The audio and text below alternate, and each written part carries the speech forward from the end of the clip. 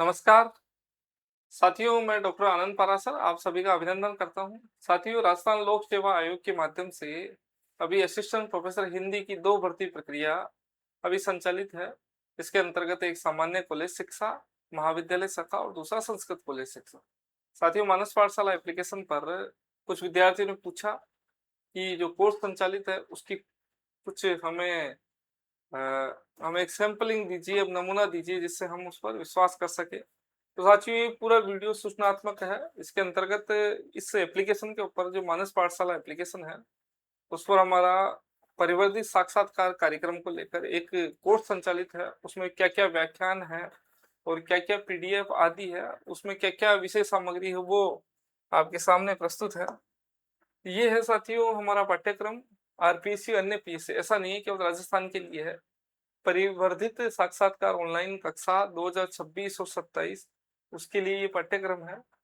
और इसमें एक बार कंटेंट दिखा देता हूं मैं आपको। तो साथियों, ये व्याख्यान 2024-25 तक के 43 व्याख्यान अभी तक इसमें प्रसारित है। उसमें आप देखिएगा, जैसे ये आदिकाल को लेकर एक व्याख्यान है जो काफी पुराना है, आप देख सकते हैं।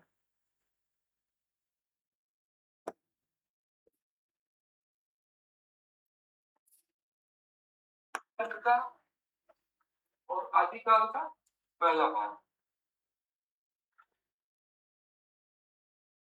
इसमें विषय सामग्री दिखाने की थोड़ी सी बाध्यताएं हैं। तात्कालिक तो ये जो साथियों का पता चलता है और उसी के साथ में इसी प्रकार ये पूर्ण नहीं हुआ साथियों। पुनः सामंत काल कहने से तात्कालिक समय,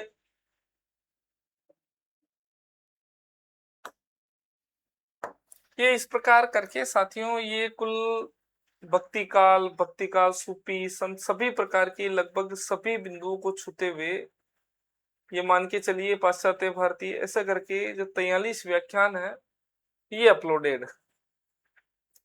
अब इसके बाद में साथियों दूसरा जो हमारा फोल्डर है वो है पीडीएफ को लेकर प्रश्नोत्तर पीडीएफ 2024-25 में जो पीडीएफ है इसको मैं दिखा देता हूं एक बार। जैसे ये आदिकाल की है ये पीडीएफ, आप इसको दिखाई दे रही है आपको, तो ये देख लीजिएगा। आदिकाल के नामकरण के संबंध में बताइए, आप इनमें से किस नामकरण को उपयुक्त मानते हैं। फिर ये काफी लंबी चौड़ी चर्चा है। और इसी प्रकार शुक्ल जी की वीर गाथा का नाम क्यों उपयुक्त नहीं माना गया है, आदिकाल के बाद में कौन सा नाम उपयुक्त हो सकता है, ये सारी चर्चाएं इसमें है।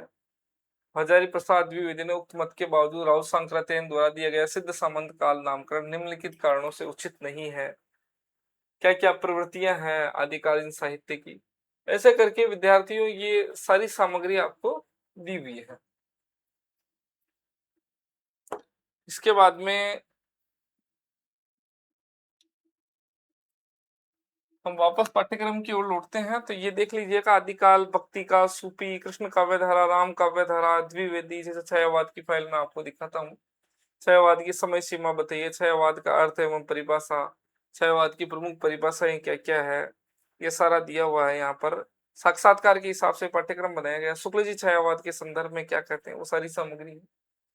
अब ये तो है साथियों पुरानी सामग्री। अभी मैं नया जो अपलोड कर रहे हैं उसको आपको मैं दिखा देता हूँ। जैसे 2026-27 की व्याख्यान अभी तक अपलोड नहीं हुए हैं, पर पीडीएफ जरूर मैंने विद्यार्थियों की मांग पर अपलोड की है।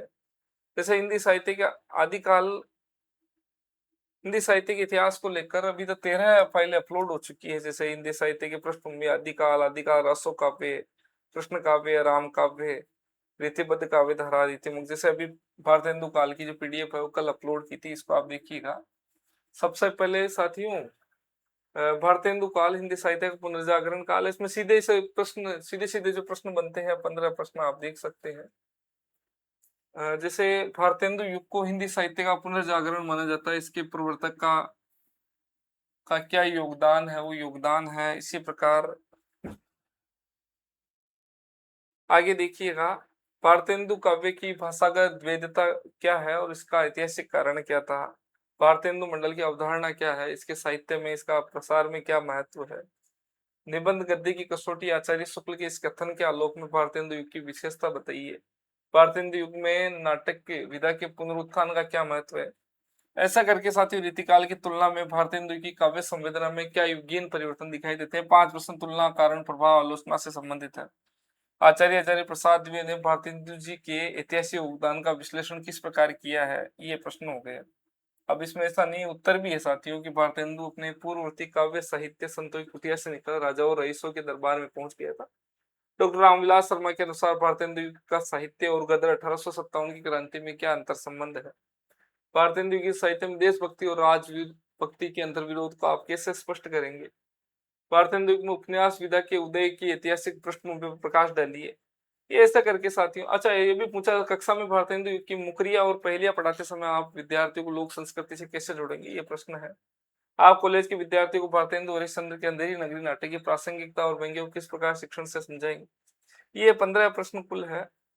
इसके बाद में देखिएगा साथियों, अनुवर्तीय प्रति प्रश्न है जो वापस से आरपीसी के जो सदस्य गणों पूछ लेते हैं। यदि गद्य की भाषा खड़ी बोली हो गई तो भारतेंदु जी कविता में खड़ी बोली का सफल प्रयोग क्यों नहीं कर पाए? ऐसा क्रॉस प्रश्न आप देखिएगा। भारतेंदु जी ने रसा उपनाम से किस भाषा में कविता की और इसका औचित्य क्या है? क्या भारतेंदु जी के निबंध केवल व्यक्तिगत विनोद के साधन थे या उनका कोई सामाजिक सरोकार भी था? प्रताप नारायण मिश्र के निबंधों की पूर्वीपन की विशेषता से आप क्या समझते हैं? बालकृष्ण भट्ट हिंदी के पहले आलोचक थे, इस कथन का क्या आधार है? परीक्षा गुरु को पहला उपन्यास क्यों माना जाता है, इसका संदर्भ में शुक्ल जी का क्या तर्क है? ये इस प्रकार है। राधाचरण गोस्वामी के प्रहसनों में सामाजिक विकृतियों किस प्रकार प्रहार किया गया है? लाला श्रीनिवास दास के नाटकों का युगीन चेतना प्रसार में क्या योगदान था? ये ऐसा करके 15 प्रश्न है साथियों। फिर जो ट्रेप प्रश्न आरपीएससी जिनमें ऊर्जा देती है, भारतेंदु जी की देशभक्ति में राजभक्ति का मिश्रण भी मिलता है। क्या वे अंग्रेजों के पूर्ण विरोधी नहीं थे? क्या चंद्रकांता जैसे तिरस्म उपन्यास केवल मनोरंजन के साधन थे, इनका कोई सामाजिक मूल्य नहीं था? ऐसे प्रश्न। देवरानी जेठानी कहानी को पहला उपन्यास क्यों माना जाता है, जबकि यह परीक्षा गुरु उपन्यास से भी पहले आया था? भारतेंदु मंडल के कवियों ने देश दुर्सत्ता पर केवल रोना रोया है, क्या उनके पास कोई ठोस समाधान नहीं था? क्या भारतेंदु नाटक के केवल शास्त्रीय नियमों के अनुकरण थे? क्या भारतेंदु के नाटक केवल शास्त्रीय अनुकरण नियमों के अनुकरण थे? हिंदी नए चाल में ढली घोषणाएं पीछे भारतेंदु जी का कोई आत्मविश्वास था क्या, अति आत्मविश्वास? ऐसा करके साथियों ये 15-20 प्रश्न इस प्रकार आएंगे। क्या भारतेंदु मंडल के नाटककार केवल शौकिया तौर पर अभिनय करते थे? क्या उनका नाटक के प्रति कोई गंभीर दृष्टिकोण था? ऐसे प्रश्न। भारतेंदु के साहित्य को जनवादी कहना कहाँ तक न्याय संगत है? ये प्रश्न। अब ये प्रश्न देखिएगा साथ, भारतेंदु युग और हिंदी गद्य का नवजागरण है, इस पर आप 1 मिनट तक आपको संबोधन करना, तो ये चीजें आपको दी गई है। अगर बोर्ड में पढ़ाने के लिए कह दिया जाए तो भारतेंदु की कविता में राष्ट्रीय चेतना, देशभक्ति और राजभक्ति, इसके संदर्भ में ये पूरी सामग्री दी गई है। फिर उसके बाद में साथियों बोर्ड वर्क है, ये सारा शिक्षक कथन बोर्ड कार्य क्या क्या है। फिर ये जो महत्वपूर्ण शब्द है इसमें भारतेंदु मंडल, नवजागरण के अग्रदूत, गद्य काल, नव कवि वचन सुधा, हरिश्चंद्र मैगजीन, बाल बोधनी पत्रिका है, हिंदी प्रदीप है, परीक्षा गुरु है, आदर्शोन्मुख, यथार्थवाद, अंधेर नगरी, ये सारी सामग्री आपको यहाँ पर दी हुई। इसी प्रकार साथियों जो अपने पाश्चात्य काव्य शास्त्र को भी आप देख सकते हैं। प्लेटो है, अरस्तु के जैसे प्रश्न है उसको आप देखिएगा। सीधे सीधे प्रश्न। अरस्तु के अनुसार अनुकरण का अर्थ क्या है? अरस्तु ने त्रासदी को किस प्रकार परिभाषित किया है? विरेचन सिद्धांत का मूल अर्थ क्या? 3 सिद्धांत दिए थे, तीनों के पहले पहले सीधे सीधे प्रश्न। फिर अरस्तु के अनुसार त्रासदी के 6 अंग कौन से है? अरस्तु ने अनुकरण को सीखने का सर्वश्रेष्ठ माध्यम क्यों माना है? ये हो गए 5 सीधे सीधे। फिर साथी तुलना, कारण और प्रभाव। इतिहास और काव्य के अंतर को अरस्तु ने किस प्रकार स्पष्ट किया है? त्रासदी के नायक में चारित्रिक दोष का क्या महत्व है अरस्तु के अनुसार? अरस्तु ने प्लेटो के काव्य विरोध का उत्तर किस प्रकार दिया? ये सीधे सीधे जो सामान्य प्रश्न है। यहाँ तक कि ऐसे प्रश्न भी है कि आधुनिक फिल्मों को अरस्तु की त्रासदी सिद्धांत की कसौटी पर परखा जा सकता है। कुछ विद्यार्थियों ने कहा था कि पाश्चात्य काव्य शास्त्र में प्रश्न और अच्छे बनाइए, तो वो प्रयास किया गया है। यदि कथानक आत्मा है तो क्या बिना चरित्र के त्रासदी संभव है? ऐसे प्रश्न। क्या विरेचन का प्रभाव स्थायी होता है? अरस्तु ने इतिहास को काव्य से नीचा क्यों दिखाया है? त्रासदी और महाकाव्य में मुख्य अंतर क्या है? क्या विरेचन केवल दुखांत नाटकों में होता है? हारमीसिया का कोई भारतीय साहित्य का उदाहरण दीजिए। अरस्तु के अनुसार कवि प्रजापति कैसे है? क्या विरेचन का संबंध दर्शक से ही है? ऐसा करके ये 15 प्रश्न। फिर आप देखिए क्या यदि अनुकरण केवल नकल है तो फिर कवि की मौलिकता कहाँ गई? क्या त्रासदी देखना मानसिक रूप से बीमार होना जैसे हैं? अरस्तु ने दृश्य विधानों को सबसे कम महत्व क्यों दिया है? क्या बिना किसी भूल के नायक का पतन त्रासदी हो सकता है? विरेचन का अर्थ शुद्धिकरण है या निकास? क्या अरस्तु ने कवियों को उन्मादी माना है? ऐसा करके ये 15 प्रश्न आपको साथियों यहाँ पर दिए हुए हैं। फिर अरस्तु के विरेचन सिद्धांत पर एक व्याख्यान छोटा सा दिया गया है। आपको पढ़ाना है तो त्रासदी की आत्मा कथानक है, उसके बारे में आपको एक पूरा पाठ योजना यहाँ पर दी गई है। फिर साथियों, बोर्ड के लिए महत्वपूर्ण शब्द जो आपसे सीधा पूछ सकता है, मिमेसिस क्या है, कैथारसिस क्या है, पोएटिक्स, हामृष्या, पोरेपेतिया, अभिज्ञान, करुणा, भय, पद योजना, संभाव्यता, पोएतेस, मृग मरीचिका, सार्वभौमिक सत्य, काव्य की स्वायत्तता, ये सारी सामग्री दी गई। इसके अलावा फिर अंत में मुझे लगा तो कुछ सामग्री और भी है कि भारतीय साधारणीकरण और अरस्तु के विरेचन सिद्धांत में तुलना यहाँ पर दी गई है। नगेंद्र ने विरेचन को साधारणीकरण के निकट कितना निकट माना है, आधुनिक विखंडनवाद और अरस्तु की अनुभूति में क्या साम्यता है, ये सारी सामग्री यहाँ पर आपको दी गई। अरस्तु का विरेचन तो केवल एक डॉक्टर का नुस्खा है, साहित्य का दर्शन नहीं। क्या आप इससे सहमत है? फिर ये कुछ महत्वपूर्ण शब्द है, सम्मंजन, स्थिति, विपर्य, अभिज्ञान, सार्वभौमिकता, ये सामग्री यहाँ पर दी गई है। इसी प्रकार विरेचन और साधारणीकरण के बीच में क्या अंतर है, क्या समानता है, यहाँ पर दी गई है। इसी प्रकार त्रासदी, विरेचन, ये तो खैर अंतर है साथियों। अब यहाँ पर दिया गया वास्तविक जीवन, ये जो एक प्रश्न और बनता है यहाँ महत्वपूर्ण, तो ये साथियों यहाँ सामग्री खूब सारी आपको दी गई है। यदि विरेचन केवल तात्कालिक राहत है, जैसा कि डॉक्टर देवेंद्र नाथ शर्मा मानते हैं, तो क्या साहित्य कोई स्थायी नैतिक मूल्य नहीं रह जाता है?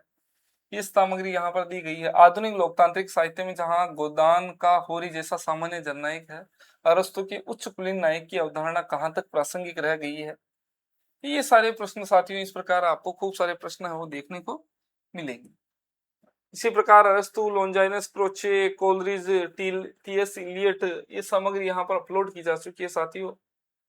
खूब सारी मेहनत के उपरांत ये प्रश्न है उनका संकलन मैं कर रहा हूँ, काफी समय से इस प्रकार ये चल रहा है। तो साथियों ये एक सामान्य नमूना है। आप 2-3 जो फाइलें हैं आपको अनलॉक मिलेगी, वहां से भी आप जांच कर सकते हैं और अपने साथियों को अवगत करा सकते हैं। प्रिंट की सुविधा, प्रिंट निकाल के आप देख सकते हैं, पढ़ सकते हैं। आपसे यही आग्रह रहेगा, किसी प्रकार से अनुचित रूप से हर किसी से ये साझा ना करें, क्योंकि किसी ऐसे व्यक्ति के पास चला जाए जो खुद का नाम देकर इसको मुद्रित करवा सकता है। तो साथियों आज के लिए इतना ही। धन्यवाद, नमस्कार।